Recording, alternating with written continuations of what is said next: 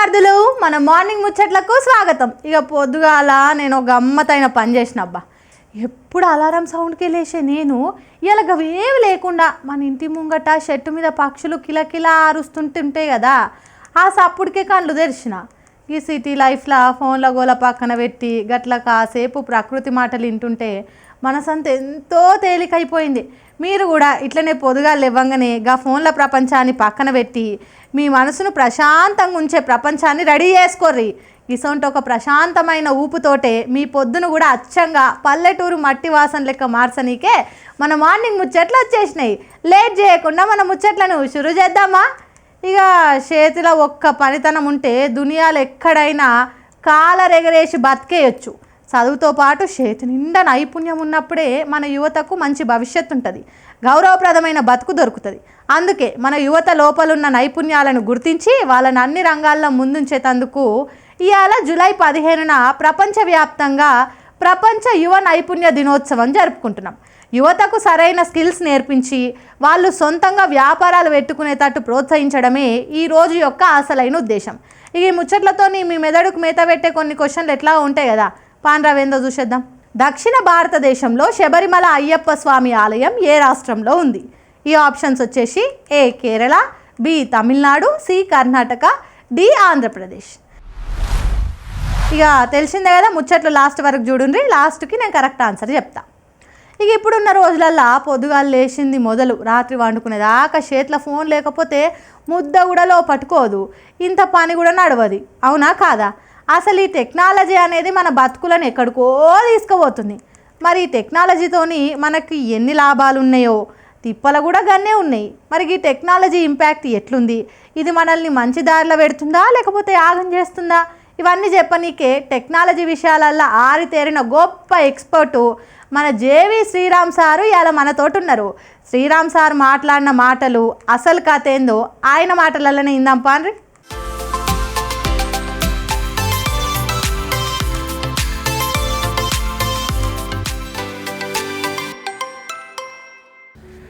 మీకు నేను ఒక సుత్తి ఇస్తాను. ఐరన్ సుత్తి తెలుసు కదా, ఒక కర్ర దానికి పెట్టి ఒక ఐరన్ ఎంత ఉంటుంది, హ్యామర్ అంటాం. హ్యామర్ని ఇస్తాను. దాంతో మీరు ఏం చేస్తారు? రైట్, ఒక అద్దం పగలగొట్టచ్చు, ఒక కుర్చీని విరగొట్టచ్చు, నేల మీద గచ్చును కూడా పగలగొట్టచ్చు, గోడను పగలగొట్టచ్చు. ద సేమ్ టైం అదే సుత్తితో మేకులు కొట్టి మంచి మంచి పెయింటింగ్స్ తగిలించవచ్చు. అవే మేకులను ఇంకాస్త గట్టిగా కొట్టి 4-5 ఫ్రేమ్స్ నెతికించి ద్వారబంధాలు తయారు చేయొచ్చు, కిటికీలు తయారు చేయొచ్చు. అంతెందుకు, వుడ్తో ఒక ఇల్లు కూడా తయారు చేయొచ్చు, కుర్చీలు తయారు చేయొచ్చు, టేబుల్ని తయారు చేయొచ్చు. సో సుత్తు ఒకటే, హ్యామర్ ఒకటే, కానీ దాన్ని డిస్ట్రక్షన్కి వాడుతున్నామా కన్స్ట్రక్షన్కి వాడుతున్నామా అన్నది మన చేతుల్లో ఉంది. టెక్నాలజీ కూడా అంతే.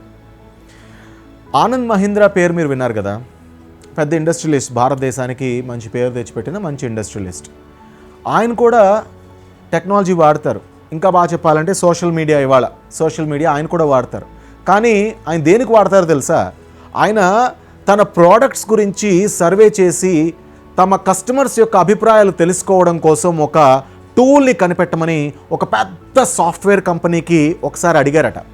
అడిగితే వాళ్ళు కొన్ని $1 మిలియన్ ఖర్చు అవుతుందని ఒక ఎస్టిమేషన్ ఇచ్చారట, ఒక కొటేషన్ ఇచ్చారట. అది చూసి ఇన్ని $1 మిలియన్ ఖర్చు పెట్టాలా దీనికోసం అని ఆలోచించి ఆయన ఆగిపోయి, లేదు నేను R&D మీద పెట్టుకుంటాను ఈ డబ్బుల్ని, ఇంకాస్త మంచి ప్రోడక్ట్స్ని భారతదేశంలో ప్రజలకు అందించే ప్రయత్నం చేస్తాను అని చెప్పి ఆ డబ్బు పెట్టకుండా ఆగిపోయారట. అదే సమయంలో సోషల్ మీడియా బాగా ఎమర్జ్ అయింది. అప్పుడు ఈ సోషల్ మీడియాని చూడగానే ఆయనకు ఒక బ్రిలియంట్ ఐడియా వచ్చింది.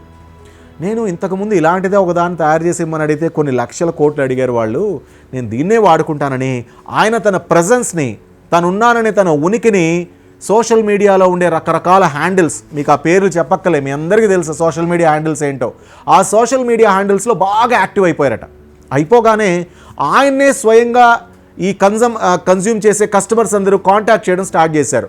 ఈ వెహికల్లో ఈ ప్రాబ్లం ఉంది, మీ ప్రోడక్ట్లో ఈ ప్రాబ్లం ఉంది, మీ సర్వీస్లో ఈ ప్రాబ్లం ఉంది, మీరు ఇలాంటిది ఎందుకు చేయకూడదు, మీరు అలాంటిది ఎందుకు చేయకూడదని. అవన్నీ చూస్తూ ఆయన ఫ్రీగా, ఎటువంటి ఖర్చు లేకుండా ఫ్రీగా సోషల్ మీడియాలో ఉంటూ తనకు కావాల్సిన వాటన్నిటినీ కూడా ఫాస్ట్గా పొందుతూ తన ప్రోడక్ట్స్ అన్నింటినీ కూడా విపరీతంగా మార్పులు చేసుకుంటూ కొత్త ఇన్నోవేషన్స్ని కూడా అక్కడి నుంచి వచ్చిన ఫీడ్బ్యాక్ ద్వారా మార్చుకుంటూ తన కంపెనీ ఇంకాస్త ముందుకు తీసుకెళ్లే ప్రయత్నాన్ని దిగ్విజయంగా కొనసాగించగలుగుతున్నాను అని చెప్పారు. సో టెక్నాలజీని ఆయన ఇల్లు కట్టుకోవడానికి వాడుకున్నారు, ఇల్లు పగలగొట్టుకోవడానికి వాడుకోలేదు. క్రియేటివిటీ గురించి చెప్తున్నప్పుడు ఒక విషయాన్ని మీ ముందు ఉంచాను. సరాసరిన 7 గంటల పాటు ఇవాల్టి యువత స్క్రీన్ టైం ఈ స్క్రోల్ చేయడానికి, ఆ వీడియో ఈ వీడియో ఈ వీడియో ఆ వీడియో ఇలా స్క్రోల్ చేయడానికి ఖర్చు పెడుతున్నారట 7 గంటలు. ఒక 80 ఏళ్ల మన జీవన ప్రమాణాన్ని తీసుకుంటే, ఒక 80 ఏళ్ళు మనం బతికామనుకుంటే, ఇలాగే 7 గంటలు ఖర్చు పెట్టుకుంటూ పోతే 21 సంవత్సరాల సమయాన్ని కేవలం చూడడంలో గడిపేస్తున్నామని అర్థం. ఒక్కసారి ఇమాజిన్ చేయండి, ఈ 21 సంవత్సరాలని మీకోసం మీరు క్రియేటివ్గా ఇల్లు కట్టుకోవడానికి టెక్నాలజీని వాడుకుంటే ఎన్ని అద్భుతాలు చేసి ఉండేవాళ్ళు. చేస్తారు, ఎందుకంటే మీరు ఇంకా యంగ్స్టర్స్, ఇంకా ఏమీ మించిపోలేదు, మనందరికీ ఏమీ మించిపోలేదు. ఎప్పుడు మొదలెట్టినట్టే. టెక్నాలజీని రైట్ వేలో వాడుకోవడం అనేది కదా కరెక్ట్ మ్యాటర్. సరే, ఇలా ఎవరైనా వాడుకున్నారా? ఇలాంటి ప్రశ్నలు మీరు ఖచ్చితంగా అడుగుతారు. విలియం అని మాలావీలో ఒక కుర్రాడు ఉండేవాడు, చిన్న పిల్లోడు పాపం. చదువుకోవడానికి స్కూల్కి వెళ్తే $80 ఫీజు అడిగారట. ఫీజు కట్టడానికి ఇంట్లో పేదరికం అడ్డొచ్చి డబ్బులు లేవని ఇంటికి వచ్చేసాడు. ఏం చేయాలో అర్థం కాలేదు. స్మార్ట్ ఫోన్ లేదు, కాకపోతే ఏదో ఒక పాత వీడియో చూడడానికి ఏదో ఒకటి దొరికిందట. అందులో వీడియోలు చూడడం, దానిలో వచ్చినవి బుక్స్ చదవడం అవి చేస్తుండేవాడు. అయితే ఆ ఊర్లో పవర్ లేదు, నీళ్ల కోసం మోటార్ వేసుకోవడానికి పవర్ లేదు, నీళ్ల కోసం చాలా దూరం ప్రయాణించాల్సి వస్తుంది. ఏం చేయాలో అర్థం కాలేదు. ఇప్పుడు విలియం ఏం చేశాడో తెలుసా? తను చూస్తున్న వీడియోలు, తను చదివిన పుస్తకాల నుంచి ఒక చిన్న పాత సైకిల్ పార్ట్స్ అన్నిటినీ కూడా కూడదీసి ఒక అద్భుతమైన విండ్ మిల్ తయారు చేశాడు. విండ్ మిల్ మనకు చూస్తుంటాం కదా, ఫ్యాన్లా ఉంటుంది, పెద్ద తిరుగుతుంటుంది, దాని ద్వారా పవర్ జనరేట్ అవుతుంది. ఆ ఒక్క విండ్ మిల్ విలియం ఇంటినే కాదు, మొత్తం తన విలేజ్ని, ఆ చిన్న విలేజ్ని వెలుగులతో నింపేసింది. టెక్నాలజీని ఎలా వాడుకున్నాడు? 7 గంటలు కన్జ్యూమర్గా వాడుకున్నాడా, స్క్రోలర్గా వాడుకున్నాడా, క్రియేటర్గా వాడుకున్నాడా? ఎన్ని కేసెస్ లేవు మన దగ్గర అలా. మీ స్థాయిలో, మీ పరిధిలో మీరేం చేయొచ్చో ఆలోచించండి. మనం 7 గంటలు కన్జ్యూమ్ చేసి 21 సంవత్సరాల సమయాన్ని వృధా చేసుకుంటామా? ఇందులో కన్జంప్షన్ తగ్గించి క్రియేషన్కి ఎక్కువ పాటిస్తామా? చెప్పా కదా సుత్తి స్టోరీ. సో సుత్తిని ఎలా వాడుతున్నాం అనేది ఇక్కడ కీలకం. ఇంతకుముందు మనం చెప్పుకున్నట్టు నాసాలకి వెళ్తున్న విద్యార్థులు ఎంతోమంది, నాసాకి లెటర్ రాస్తున్న విద్యార్థులు ఎంతోమంది, మన ఇస్రోకి లెటర్స్ రాస్తున్న ఎంతోమంది విద్యార్థులు చిన్న శాటిలైట్లను తయారు చేశారు తెలుసా మీకు? ఆ శాటిలైట్లన్నీ కలిపి ఒకసారి మన ఇస్రో ప్రయోగించి ఆ శాటిలైట్లన్నింటినీ ఒకసారి కక్షలోకి కూడా ప్రవేశపెట్టింది. వాళ్ళందరూ ఎలా ఈ శాటిలైట్లను తయారు చేశారు? ఇదే టెక్నాలజీని వాడుకొని, టెక్నాలజీని రైట్ వేలో వాడుకున్నారు. వాళ్ళందరూ ఒకేసారి ట్రైన్ అవ్వలే. అక్కడ వీడియోలు, ఇక్కడ వీడియోలు, అక్కడ కాంటెంట్, ఇక్కడ కాంటెంట్, అక్కడ పుస్తకం, ఇక్కడ పుస్తకం, ఆన్లైన్లో చదువుకొని కొన్ని లక్షల పుస్తకాలు ఉన్నాయి ఆన్లైన్లో అవైలబుల్గా. ఏ పుస్తకం చదువుతున్నాం అనేది మన చేతుల్లో ఉంది. ఒక క్రైమ్ నావల్ చదువుతున్నారా, ఒక సైన్స్ ఇన్నోవేషన్ చదువుతున్నారా, ఒక రొమాంటిక్ కథ చదువుతున్నారా, లేదా అంటే ఒక ఇన్స్పిరేషనల్ స్టోరీ చదివి దాని ద్వారా మీరు ఇన్స్పిరేషన్ పొందుతున్నారా? తేడా లేదా? సో రెండింటిని ఎలా వాడుకుంటాం అనేది మన చేతుల్లోనే ఉంది. నిజమే, మనకి హార్మోన్స్ ఉన్నాయి, ఐ అగ్రీ. అవి మనకి డోపమైన్ హిట్ చేస్తాయి, ఒకటి చూడగానే ఒక ఆనందం కలుగుతుంది, కరెక్ట్. దానివల్ల మనకు సంతోషం సంతృప్తి కలుగుతున్నాయి, కరెక్టే. కానీ ఎంతసేపు? ఒక లిమిట్ ఉండాలి కదా ప్రతిదానికి. ఆ లిమిట్ని మనమే గుర్తించాలి. ఎందుకంటే మై డియర్ ఫ్రెండ్స్, ఇవాల్టి పొజిషన్ ఎలా ఉందంటే, టాయిలెట్లోకి కూడా మొబైల్ ఫోన్ తీసుకెళ్తున్న వాళ్ళ సంఖ్య పెరిగిపోయిందని మొన్న మధ్యనే ఒక సర్వే వచ్చింది. దానివల్ల ఏంటి సార్ మీకు నష్టం? చాలామంది టాయిలెట్లో పేపర్ కూడా చదువుతాడు. నష్టం ఉంది. అదే సర్వే ద్వారా మిగతా మెడిసిన్ ప్రొఫెషన్కి సంబంధించిన వాళ్ళతో రీసెర్చ్ చేయించి దీనివల్ల కలిగే నష్టాలు ఏంటని కనుక్కునే ప్రయత్నం చేస్తే ఇరిటబుల్ బౌల్ సిండ్రోమ్, రైట్, అదొక రుగ్మత, మన పేగులకు సంబంధించిన ఒక రుగ్మత అది వస్తుందట. దాని తర్వాత ఈవెన్ రక్తం క్యాన్సర్ లాంటివి కూడా వస్తాయట. కేవలం అక్కడికి తీసుకెళ్ళి మన ధ్యాస అంతా ఈ ఫోన్ మీద పెట్టి కూర్చుంటే బాత్రూంలో, దానివల్ల ఈ సమస్యలు కూడా వస్తున్నాయి. వినడానికి విచిత్రంగా, కొంచెం జుగుప్సగా అనిపించినా ఇది చాలా పెద్ద నిజం. సో టెక్నాలజీని ఎక్కడి వరకు తీసుకెళ్ళాలి? బెడ్ పైకి ఫోన్ తీసుకొని వెళ్తున్నారట. రాత్రి పడుకునేటప్పుడు దుప్పట్లో కూడా కప్పుకొని ఫోన్లు చూస్తున్న వాళ్ళ సంఖ్య పెరిగిపోయిందట. దీనివల్ల నిద్రలేమి సమస్య వచ్చి, నిద్ర లేక బ్రెయిన్లో న్యూరాన్స్ చచ్చిపోయి, డెడ్ సెల్స్ ఎక్కువైపోయి, ఆలోచన శక్తి చచ్చిపోయి త్వరగా ఏజింగ్ అవుతున్నారట పిల్లలు. చూడండి, ఒకదాంతో ఒకటి ఎంత లింక్ ఉందో. సో మనం ఎక్కడి వరకు వాడుకోవాలి, ఎక్కడి వరకు తీసుకెళ్ళాలి? బెడ్రూమ్లోకి తీసుకెళ్లారు, సంతోషం. బెడ్ మీద కూడా తీసుకెళ్తారా? బాత్రూమ్ బయట వరకు తీసుకెళ్లారు, బాత్రూంలోకి కూడా తీసుకెళ్తారా? తింటున్నప్పుడు తిండి కూర్చోవడం వరకు తీసుకెళ్లారు, సంతోషం. తింటున్నప్పుడు కూడానా?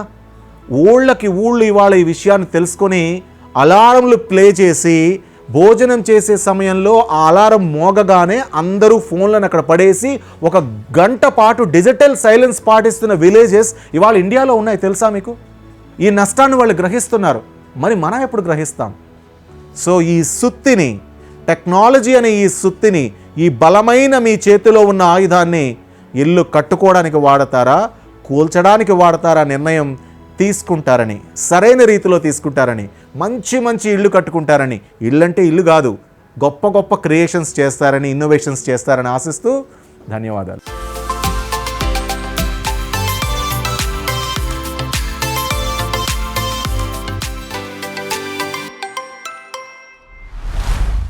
చూసిండ్రు కదా, టెక్నాలజీని మనం ఎట్లా వాడుకోవాలో, దానికి ఎట్లా బానిసలు కాకుండా ఉండాలనో మన ఎక్స్పర్ట్ జేవి శ్రీరామ్ సారు మస్తు ముచ్చట్లు చెప్పిండిలే. ఫోన్లు, కంప్యూటర్లు మన అవసరానికి వాడుకోవాలి, కానీ అవే మన జీవితాన్ని తిప్పేసేటట్టు చూసుకోవద్దని చాలా చక్కగా వివరించిండు. టెక్నాలజీతోని అప్డేట్ అవుదాం, కానీ మన ముచ్చట్లను, మనుషులను దూరం చేసుకోకుండా జాగ్రత్త పడదాం. ఇక మనకు పొట్ట పెరుగుతుందంటే అన్ని రోగాలు వస్తున్నట్టు లెక్క. ఈ నడుమ కాలంలో చాలా మంది కూర్చొని పని చేసేటోళ్ళేనాయే. ఇక కూర్చొని పని చేస్తే పొట్ట రాకుంటే ఏముంటుంది? ఇక దాంతో నడుము నొప్పులని, మోకాల నొప్పులని మస్తు రంది పడుతున్నారు. ఈ పొట్ట తగ్గిందంటే గిసొంటి రోగాలన్నీ పోయినట్టే. ఇవన్నిటికీ యోగాల మంచి ఆసనాలు ఉన్నాయట. వయసు పెరిగినా నడుము నొప్పులు, మోకాల నొప్పులు రావట. మరి ఆసనాల గురించి లక్ష్మక్క చెప్పనీకి రెడీగా ఉన్నది, పాండి నేర్చుకుందాం. నమస్తే, నా పేరు లక్ష్మి. నేను బోధి స్కూల్ ఆఫ్ యోగాలో యోగా ట్రైనర్గా చేస్తున్నాను. సో ఇవాళ మనం యోగా పాస్చర్స్, అలాగే కొన్ని ఎక్సర్సైజెస్ లేకపోతే మూమెంట్స్ ఏవైతే మీ పొట్ట భాగాన్ని స్ట్రెంథన్ చేస్తాయో ఆ పాస్చర్స్ ఇవాళ చూడబోతున్నాం. సో దీనివల్ల ఉపయోగం ఏంటి అంటే, మీ బ్యాక్ ఏదైతే ఉందో దాని మీద ప్రెషర్ తగ్గుతుంది, మీ బ్యాక్ ఫ్లెక్సిబిలిటీ పెరుగుతుంది, అలాగే ఏజ్ అయ్యే కొద్దీ మనకి బ్యాక్ రిలేటెడ్ ప్రాబ్లమ్స్ అనేవి తగ్గిపోతూ ఉంటాయి. అలాగే మీ జాయింట్స్ మీద, నీ జాయింట్స్ కావచ్చు, స్పైన్ కావచ్చు, మీ నీ జాయింట్స్ కావచ్చు, మీకు లోయర్ బ్యాక్ మీద ఉన్న జాయింట్స్ కావచ్చు, ఇవన్నీ కూడా రిలాక్స్డ్గా ఉంటాయి మీ ఆ పొట్ట భాగంలో ఉన్న మజిల్స్ ఏవైతే స్ట్రాంగ్గా ఉంటాయి కనుక. అలాగే మీరు కూర్చునే విధానం, నడిచే విధానం, అలాగే ఇంట్లో రోజువారీ చేసుకునే పనులు కూడా మీరు ఆ మజిల్ని యూస్ చేస్తే కనుక మీకు జాయింట్స్ మీద ప్రెషర్ అనేది తగ్గుతుంది. ఏజ్ పెరిగే కొద్దీ ప్రాబ్లమ్స్ కూడా పెరగకుండా మీకు స్ట్రాంగ్గా, హెల్తీగా ఉండగలుగుతారు. సో ఈ యొక్క పొట్ట భాగాన్ని స్ట్రాంగ్ చేసుకోవడం ఎంత ఇంపార్టెంట్ అంటే, మీ స్పైన్ అనేది ఇది లైఫ్ లైన్ లాగా. మీకు ఆ స్పైన్ ఫ్లెక్సిబిలిటీ అలాగే స్ట్రెంగ్త్ తగ్గే కొద్దీ ప్రాబ్లమ్స్ పెరుగుతూ ఉంటాయి. ఈ పొట్ట భాగంలో ఉన్న మజిల్స్ ఏవైతే వాటిని స్ట్రెంగ్తన్ చేసుకుంటారో యోగా పాస్చర్స్ తోటి, ఆ ప్రాబ్లమ్స్ అన్నీ తగ్గిపోతూ ఉంటాయి. సో ఆ ఆసనాలని వాళ్ళు మేము చూపించబోతున్నాము. ఈ 10 నిమిషాలు ఏదైతే ప్రాక్టీస్ ఉందో మీరు రెగ్యులర్గా కొన్ని పాస్చర్స్ కానీ రిపీట్ చేయగలిగితే కనుక మీకు చాలా రకాలైన అద్భుతాలు ఉంటాయి. సో ఈ పాస్చర్స్ చేయడానికి ముందుగా మీరు 2 కాళ్ళని ముందుకు స్ట్రెచ్ చేసి దండాసనాలో కూర్చోవాలి. ఇలా దండాసనాలో ఉన్న తర్వాత మీ బ్యాక్ని స్ట్రైట్గా పెట్టుకొని అబ్డామిన్, మీ పొట్ట భాగం ఏదైతే ఉందో దాన్ని టైట్ చేసుకుంటూ ఉండాలి. టైట్ చేసుకుంటూ 2 చేతుల్ని ముందుగా ఉంచి గాలి వదులుతూ, మీ శ్వాసని దీర్ఘంగా వదులుతూ మెల్లిగా వెనక్కి వెళ్ళాలి. స్లోగా అబ్డామిన్ టైట్ చేసుకుంటూ వెళ్ళాలి.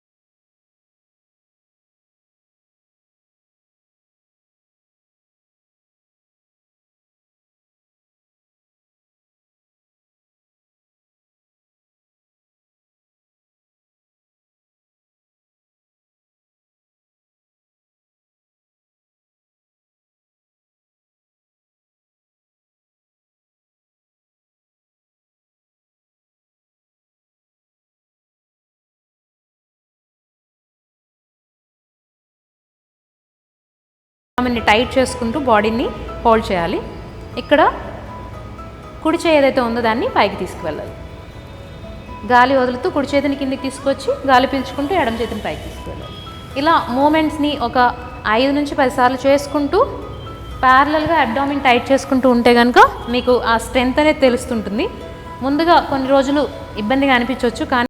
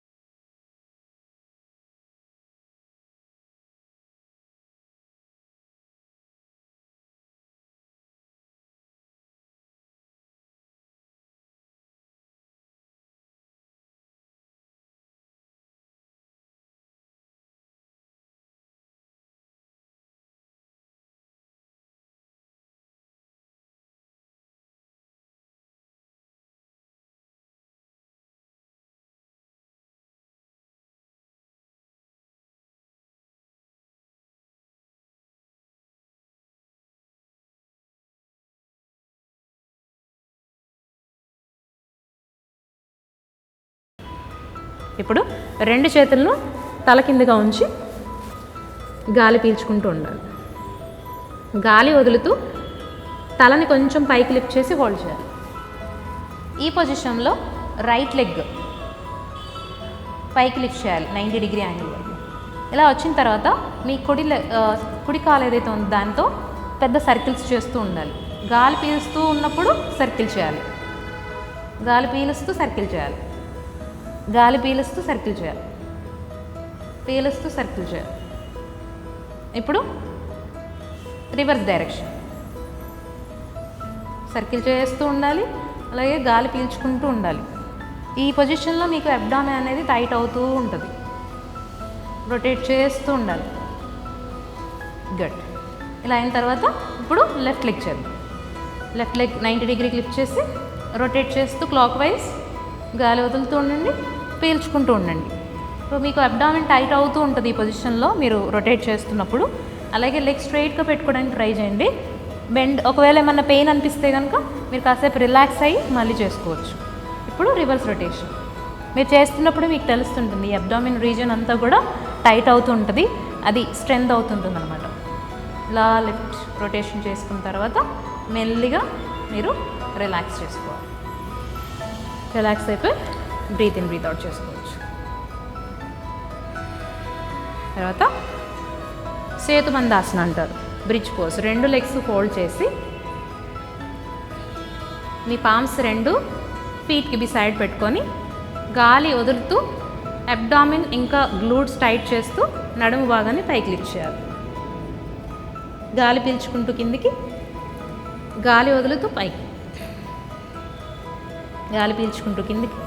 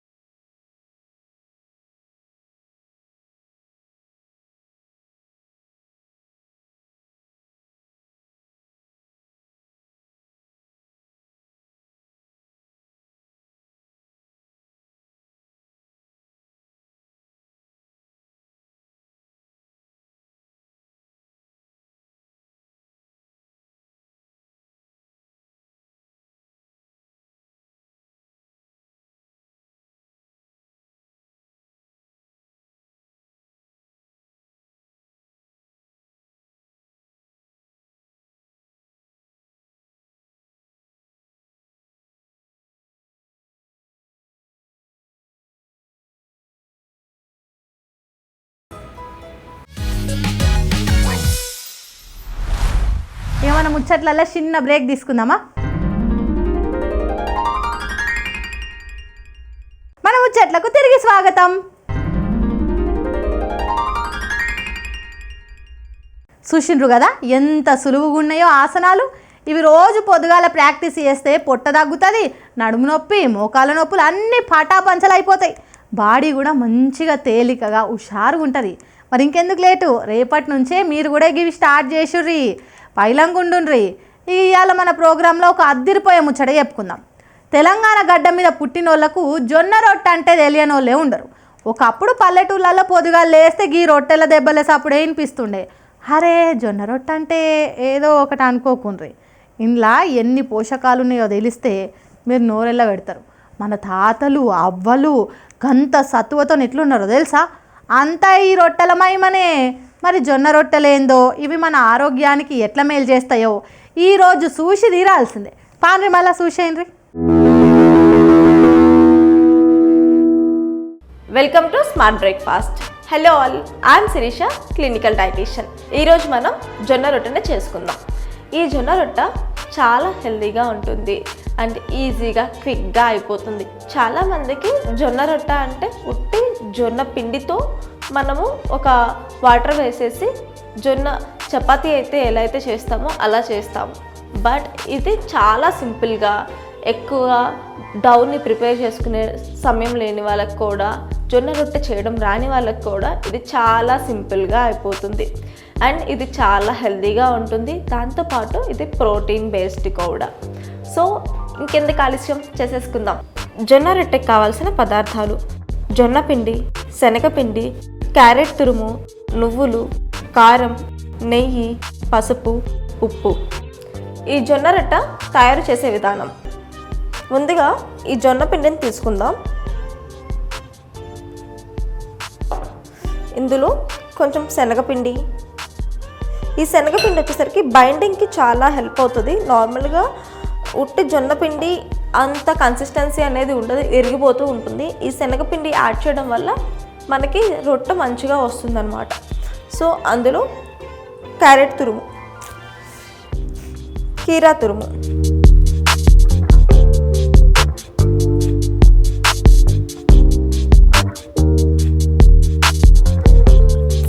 చిటికెడు పసుపు, చిటికెడు ఉప్పు, తగినంత కారం,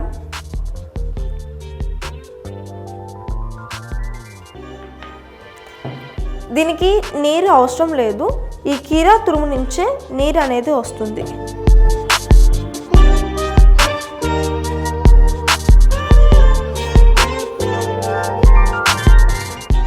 ఈ జొన్న రొట్టె మనకి డయాబెటీస్ ఉన్న వాళ్ళకి కూడా ఇది చాలా బాగా హెల్ప్ అవుతుంది అండ్ ఈజీగా సింపుల్గా చేసుకోవచ్చు. మన బ్రేక్ఫాస్ట్లో ఇది గట్టిగా మాట్లాడితే ఒక 15 నిమిషాల్లోనే అయిపోతుంది, అంతకనే ఎక్కువ టైం పట్టదు. అండ్ రెండవది చాలా హెల్తీగా టేస్టీగా ఉంటుంది. చిన్న పిల్లల నుంచి పెద్ద వాళ్ళకు కూడా చాలా బాగా ఇష్టపడతారు. ఈ జొన్న రొట్టె చేయడం, మనం కలపడం చాలా కష్టం అని చాలామంది చేయరు. మోస్ట్లీ ఒకవేళ చేసుకున్నా కానీ దాన్ని మనం సాయంత్రం పూట మాత్రమే కర్రీలో రొట్టెలాగా చేసుకొని తింటారు. బట్ ఇది బ్రేక్ఫాస్ట్లో కూడా తీసుకోవచ్చు. ఇలాగ మనం ఒక డౌ లాగా ప్రిపేర్ చేసుకోవాలి. ఆల్మోస్ట్ మనం ఈ జనరేషన్లో ఏమవుతుంది అంటే ఏదైనా స్నాక్స్ అన్నా, బ్రేక్ఫాస్ట్ అన్నా, ఏదన్నా కానీ స్విగ్గీ, జొమాటో ఆర్డర్ చేసుకుంటున్నాం. పోనీ ఆర్డర్ చేసుకునేది ఏదైనా హెల్తీగా చేసుకుందామంటే ఎక్కువ బిర్యానీస్ ప్రిఫర్ చేస్తున్నారు, లేదా జంక్ ఫుడ్ ప్రిఫర్ చేస్తున్నారు, కేఎఫ్సీస్ ఇవన్నీ ప్రిఫర్ చేస్తున్నారు. బట్ ఎప్పుడైనా వన్స్ ఈజ్ ఓకే, కానీ రెగ్యులర్ కన్జంప్షన్లో ఇలాంటి unhealthy and junk and deep fried processed food తీసుకోవడం వల్ల మన గట్ని మనమే పాడు చేసుకున్నట్లు అవుతుంది. 20 సంవత్సరాలు 30 సంవత్సరాల వరకు చాలా అంటే చాలా హెల్తీగా ఉంటారు. తర్వాత మీకు చాలా గట్ హెల్త్ ఇష్యూస్ అనేది వస్తాయి. And regular consumption of alcohol ఉన్న వాళ్ళకైతే మీరు ఒక 35 years 40 years తర్వాత ఒక సైలెంట్ కిల్లర్ డిసీజ్ వచ్చేసరికి CLD, క్రానిక్ లివర్ డిసీజ్ అంట. ఇప్పుడు ఈ క్రానిక్ లివర్ డిసీజ్ మీరు ఎటువంటి టెస్ట్లు చేసుకున్నా కానీ మీకు ఎటువంటి సింటమ్స్ రావు. నార్మల్గా ఇప్పుడు జ్వరం వచ్చిందంటే మన బాడీ టెంపరేచర్ ఎక్కువగా ఉండడము, మనం చాలా వీక్ అనిపించడము, నీరసం రావడం అనేది జరుగుతుంది. కానీ కొన్ని డిసీజెస్కి ఈ CLD లాంటి డిసీజెస్కి అండ్ కిడ్నీ డిసీజెస్కి అనేది ఎటువంటి సిమ్టమ్స్ అనేది మన బాడీ ఇవ్వదు. ముందుగా మనము ఎంత హెల్తీగా అయితే మన బాడీని ఉంచుకుంటామో ప్రతిదానికి మన బాడీ ఎలా రియాక్ట్ అవుతుంది, మనం ఈజీగా ఇమ్యూనిటీ వీక్ అవుతున్నామా, ప్రతిదానికి ఫీవర్, కఫ్, కోల్డ్ అనేది వస్తుందా లేదా మనం రెగ్యులర్గా చెకప్ చేసుకుంటూ ఉండాలి. అండ్ ప్రతి 6 నెలలకు ఒకసారి మనం రెగ్యులర్ చెకప్ చేసుకోవడం చాలా మంచిది. ఈ CLD అంటే ఈ క్రానిక్ లివర్ డిసీజ్ వచ్చేసరికి ఫ్రీక్వెంట్గా deep fried food, processed food, alcohol intake ఎక్కువ ఉన్న వాళ్ళకి అండ్ కొలెస్ట్రాల్ లెవెల్స్ ఎక్కువ ఉన్న వాళ్ళకి అబ్డామిన్ స్కాన్ అనేది ఎవ్రీ 6 monthsకి చేయించుకోవడం మంచిది. వీలైతే ఆల్కహాల్ని కంప్లీట్గా అవాయిడ్ చేయడానికి ట్రై చేయండి. మీ రెగ్యులర్ ఇంటేక్లో సూజీ రవ్వ ఉప్మా ఇష్టపడతాను, బ్రేక్ఫాస్ట్లో ఇడ్లీ ఉంటేనే తింటాను, దోశ ఉంటేనే తింటాను అని చాలామంది ఉంటారు. బట్ అదైనా పర్వాలేదు, ఏదైనా వీలైనంత వరకు ఇంట్లో ప్రిపేర్ చేసుకోవడానికి ట్రై చేయండి. పోనీ బయట నుంచి తెప్పించుకుంటున్నారు అంటే వాళ్ళు ఏ కైండ్ ఆఫ్ ఆయిల్స్ యూస్ చేస్తున్నారు, ప్రాసెస్ ఎలా ఉంటుంది, అందులో ఎటువంటి ఏదైనా ప్రిజర్వేటివ్స్ కానీ యాడెడ్ కలర్స్ కానీ వేస్తున్నారా లేదా మనం క్రాస్ చెక్ చేసుకొని తీసుకుంటే మంచిది. మన జొన్న ముద్దలు రెడీ అయిపోయాయి. మనం ముందుగా స్టవ్ ఆన్ చేసుకుందాం. సో మీ దగ్గర ఏదైనా క్లాత్ కానీ లేదా పేపర్ కవర్ కానీ అట్లా ఉంది అంటే, బటర్ కవర్ కానీ ఉంది అంటే దాని మీద ఘీ లైట్గా అప్లై చేసుకొని వేసుకోవచ్చు, లేదా డైరెక్ట్గా మనము దోశ ప్యాన్ మీదనే చేయొచ్చు.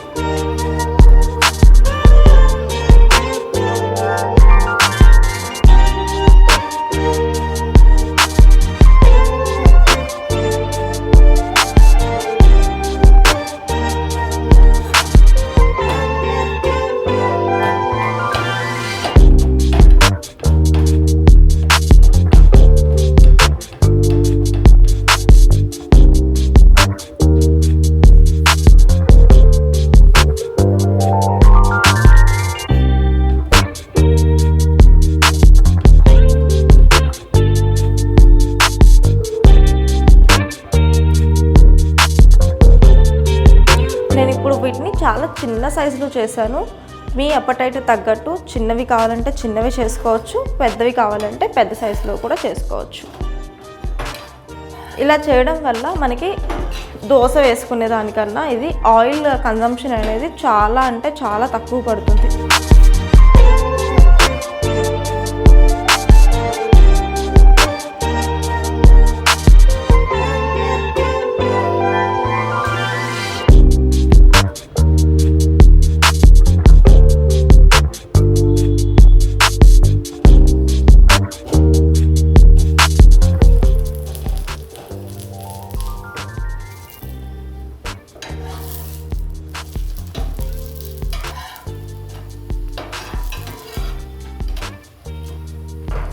ఇది మనం పెరుగుతో కానీ ఏదైనా రోటి పచ్చడి, దొండకాయ పచ్చడి, బెండకాయ పచ్చడి ఇలాగ పచ్చడితో కానీ టమాటా చట్నీతో కానీ తీసుకుంటే చాలా అంటే చాలా బాగుంటుంది. ఇలాగ లైటిష్ బ్రౌన్ కలర్ వస్తే సరిపోతుంది. చాలా అంటే చాలా హెల్తీగా అండ్ టేస్టీగా ఉంటాయి. ఇది ప్రోటీన్ రిచ్ ఉంటుంది, ఫైబర్ ఎక్కువగా ఉంటుంది, ఐరన్ అండ్ కాల్షియం ఎక్కువగా ఉంటుంది. ఇప్పుడు మనము మిల్లెట్స్ని అవాయిడ్ చేసాం, కానీ మిల్లెట్స్ మనకి ఎప్పుడూ దగ్గరగానే ఉంటాయి. ఇవి మన బియ్యం నుంచి మనకి కేవలం క్యాలరీస్ మాత్రమే వస్తాయి, కానీ మిల్లెట్స్ నుంచి మినరల్స్ అండ్ వైటమిన్స్ కూడా వస్తాయి. ఐరన్, కాల్షియం ఇలాంటి, మెగ్నీషియం, సెలీనియం ఇలాంటివి అన్నీ ఎక్కువగా ఈ మిల్లెట్స్ నుంచి మాత్రమే వస్తాయి. సో వీలైనంత వరకు మిల్లెట్స్ మీ రెగ్యులర్ ఇంటేక్లో ఇంక్లూడ్ చేసుకోవడానికి ట్రై చేయండి. డైలీ మిల్లెట్స్ తిన్న అవసరం లేదు. వీక్లో 1 or 2 times millet based healthy recipes చేసుకోవడానికి ట్రై చేయండి.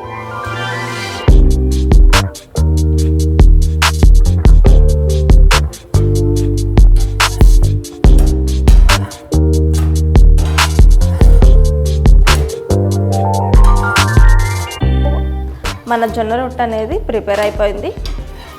మనం స్టవ్ ఆఫ్ చేసుకుందాం.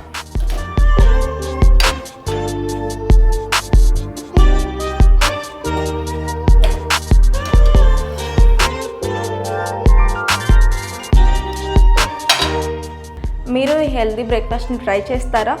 ఇది చాలా సింపుల్గా, ఫాస్ట్గా, క్విక్గా అయిపోతుంది. ఇందులో ప్రోటీన్, ఫైబర్ ఎక్కువగా ఉంటాయి అండ్ మీకు రోజు మొత్తం ఫిల్లింగ్గా ఉంటుంది. ఎప్పుడైనా మనం మీల్ తీసుకున్నాము అంటే, బ్రేక్ఫాస్ట్ అవ్వచ్చు, లంచ్ అవ్వచ్చు, డిన్నర్ అవ్వచ్చు, ఏదైనా తీసుకున్నామంటే ఫిల్లింగ్గా ఉండాలి. తిన్న తర్వాత ఫిల్గా ఉండకుండా ఉన్నట్లయితే మీకు 11 బ్రేక్ఫాస్ట్ చేశారు అంటే 11 తర్వాత మీకు గంట కొడుతూ ఉంటుంది మధ్యాహ్నం లంచ్ తినాలి అని. లంచ్ అవైలబుల్ లేనప్పుడు మీకు క్రేవింగ్స్ ఎక్కువగా వస్తాయి. క్రేవింగ్స్ ఎక్కువగా వచ్చినప్పుడు ఈజీగా అవైలబుల్ అయ్యేది జంక్. సో దానివల్ల మీరు ఎంత నార్మల్గా బ్రేక్ఫాస్ట్ తిన్నా కానీ మీకు ఫిల్లింగ్గా లేకపోయినప్పుడు మీకు జంక్ ఆటోమేటిక్గా కన్జ్యూమ్ చేస్తారు. సో వీలైనంత వరకు హెల్దీ బ్రేక్ఫాస్ట్ని ప్రిఫర్ చేయండి. ఇవి హెల్దీ బ్రేక్ఫాస్ట్లన్నీ చాలా ఫిల్లింగ్గా ఉంటాయి, మీకు రోజు మొత్తం యాక్టివ్గా ఉంచుతుంది. బ్రేక్ఫాస్ట్ చాలా చాలా ఇంపార్టెంట్ మీ డే మొత్తం యాక్టివ్గా ఉండాలి అంటే. సో మనం దీన్ని పెరుగుతో లేదా ఏదైనా వెజిటబుల్ చట్నీతో సర్వ్ చేసుకోండి, సరిపోతుంది. అంతే, మన హెల్దీ జోవర్ రొట్టె తయారైపోయింది.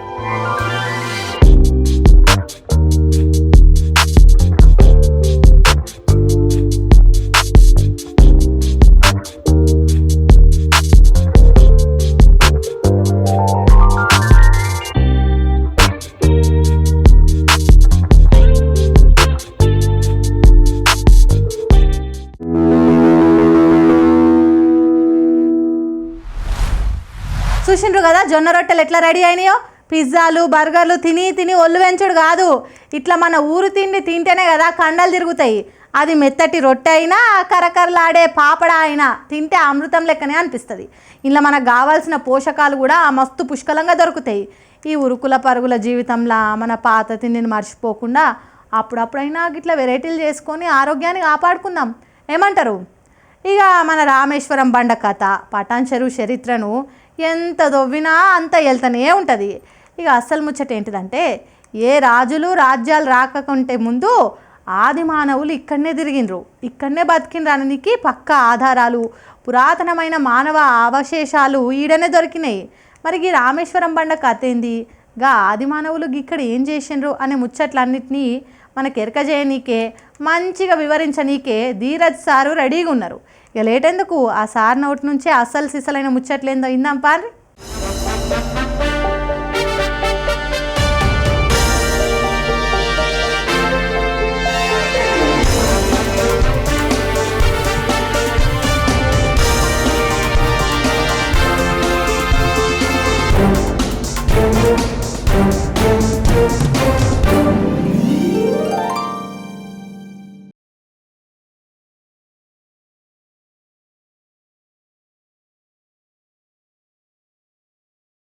ఈ తుప్పలు బండరాళ్ళల్లో ఎటు వెళ్తున్నామా అని ఆశ్చర్యంగా ఉంది కదా.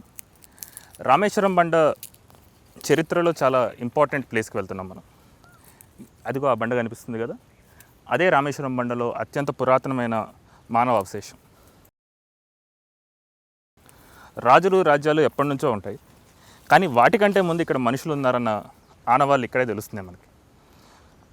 మనం చిన్నప్పుడు స్కూల్ పుస్తకాల్లో చదువుకున్నట్టు ఆది మానవులు కొండల్లో ఉండేవాళ్ళు, గుట్టల్లో ఉండేవాళ్ళు అంటారు కదా, ఆ కొండల్లోనే మనం ఉన్నాం. ఆది మానవులు ఇక్కడ ఉన్నారన్న అవశేషానికి ఎవిడెన్స్ ఏంటంటే, ఈ నీళ్లు నిలిచిపోయిన చలమల్లా ఉన్నాయి కదా, ఇవే. ఇక్కడ మనం మొత్తానికి 1, 2, 3, 4, 5, 6 ఈ 6 చలమలు ఆది మానవుడు తన ఆయుధాల్ని, అంటే రాతి గొడ్డళ్ళు, రాతి కొడవళ్ళు అలాంటివి ఉంటాయి కదా, వాటిని పదును పెట్టుకోవడానికి వాడేవాడు. ఇక్కడ మనం గమనిస్తే కొంచెం ఈ మట్టి నీళ్ళు తీసేద్దాం.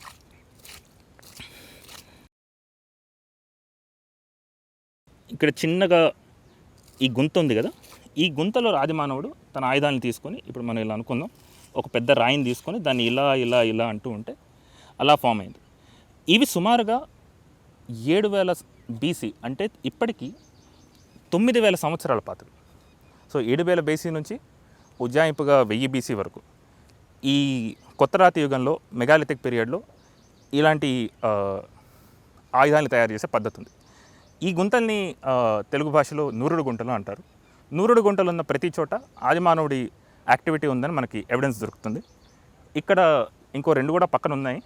మొత్తానికి కలిపి ఇక్కడ 8 నూరుడు గుంటలు ఉన్నాయి. కాబట్టి ఒక కాలంలో ఆదిమానవుడు ఇక్కడ ఆయుధాలని చాలా పెద్ద ఎత్తున తయారు చేశాడని, ఆదిమానవుళ్ళు ఈ ప్రాంతంలో చాలా యాక్టివ్గా ఉన్నారని, వాళ్ళ విడిది వాళ్ళ ఉండే ప్రదేశంగా దీన్ని కన్సిడర్ చేయొచ్చు. ఇంకోటి ఏంటంటే ఇక్కడే కాదు, మనకి వడకపల్లి అని ఇందాక మాట్లాడుకున్నట్టు వడకపల్లి వాచ్ టవర్లో కానీ ఆ పక్కనే ఒకటి ఉంటుంది. దగ్గరలో ఉన్న ఇంద్రేశం టెంపుల్ దగ్గర కూడా అక్కడ లేక్ ఉంటుంది. లేక్ పక్కనే బండ మీద ఇలాగే నూరుడు గుంటలు ఉంటాయి. ఈ నూరుడు గుంటలు మనకి తెలంగాణలో చాలా ప్రాంతాల్లో కనిపిస్తాయి. మన పటాన్చెరువులో కనిపించడం మనకు చాలా అదృష్టం. ఎందుకంటే మన ప్రాంత చరిత్రని చాలా వెనక్కి తీసుకెళ్తుంది. సుమారుగా 10,000 ఏళ్ళ పాత ప్రాంతం అని మనం చెప్పడానికి ఇది అవశేషం. ఇక్కడ కూడా మీరు చూడొచ్చు, ఇది ఇంకా చాలా డీప్ ఉంటుంది. మీరు పుల్ల చూస్తే ఎంత మునిగింది.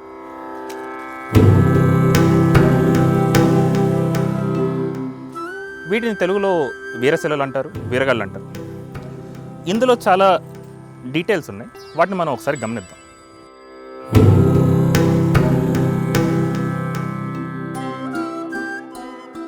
ఇతని చేతిలో ఒక బల్లెం ఉంది, ఇక్కడ చూడొచ్చు మీరు, పొడిగాటి బల్లెం. ఆ బల్లెంతో తన శత్రువుని తను పొడిచి పైకి లేపాడు. దాంతోపాటు తన కాళ్ళ కింద ఇంకో శత్రువుని అదింపెట్టించాడు. ఒకేసారి ఇద్దరు శత్రువుల్ని చంపగలిగిన వీరుడు అన్నట్టు తను చూపిస్తున్నారు. చూసిండ్రు కదా రామేశ్వరం బండ వెనుకున్నగా అసలు సిసలైన కథ ఏందో. మన ఆది మానవుల ఆనవాళ్ళు ఎట్లుండేనో సార్ ఎంత మంచిగా చెప్పిండో కదా. మన కండ్ల ముందే ఇంత పెద్ద చరిత్ర దాగున్నదంటే మస్తు ఆశ్చర్యం అనిపిస్తుందిలే. ఇట్లనే మన తెలంగాణ గడ్డెనుక దాగి ఉన్న మరిన్ని చరిత్రలను ముందు తెలుసుకుందాం. ఇక మన యాదగిరి ఛానల్లో ప్రసారమయ్యే సూపర్ ప్రోగ్రామ్స్ ఉన్నాయి కదా, మరి వీటిని కూడా యాద్ చేసుకోవాలి కదా. పాండ్రి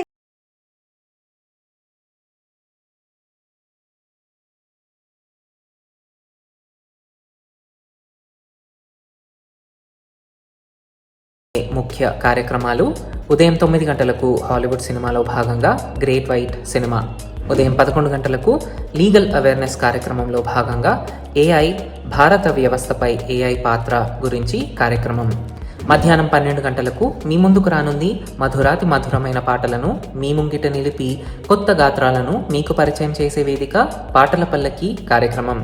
ఈరోజు మధ్యాహ్నం 2 గంటలకు సిఎస్ రావు దర్శకత్వంలో వచ్చిన ప్రముఖ పౌరాణిక భక్తిరస చిత్రం.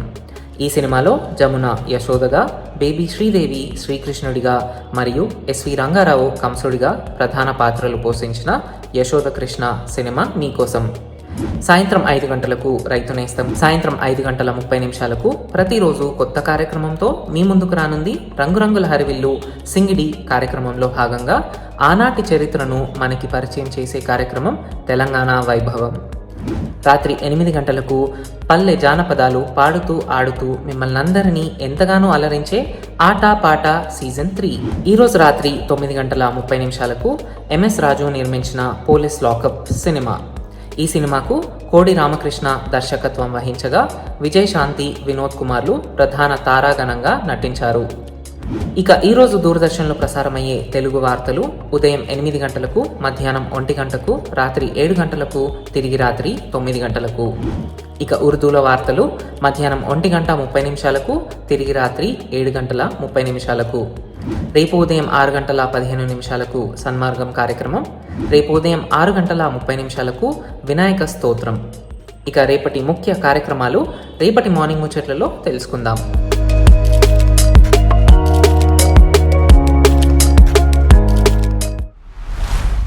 మన మార్నింగ్ ముచ్చట్లు షురు అయ్యే ముంగట ఒక ప్రశ్న అడిగిన కదా, ఆ ప్రశ్న మళ్ళీ అడుగుతున్నాను.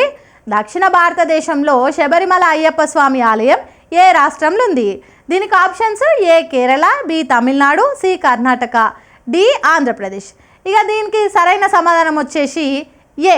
ప్రసిద్ధ శబరిమల శ్రీ ధర్మశాస్త్ర ఆలయం కేరళలోని పతనంతిట్ట జిల్లా పెరియార్ టైగర్ రిజర్వాయర్ పరిధిలో ఉంది, అంటే కేరళలో ఉందన్నమాట. ఇక నేను తీసుకొచ్చిన ముచ్చట్లు మంచిగా ఉన్నాయి కదా. మన మార్నింగ్ ముచ్చట్ల ప్రోగ్రామ్ గురించి మీ సలహాలు సూచనలు మాకు చాలా ఇంపార్టెంట్. మెయిల్ చేయండి. మా మెయిల్ ఐడి చెప్తున్నా: programs.ddiyadagiri@gmail.com. ఇట్లనే మళ్ళీ రేపు పొద్దుగాల వచ్చి మార్నింగ్ ముచ్చట్లలో కలుద్దాం. అప్పటిదాకా జనంతా పాయిలం చూస్తూనే ఉండరు మన డిడి యాదగిరి ఛానల్ను.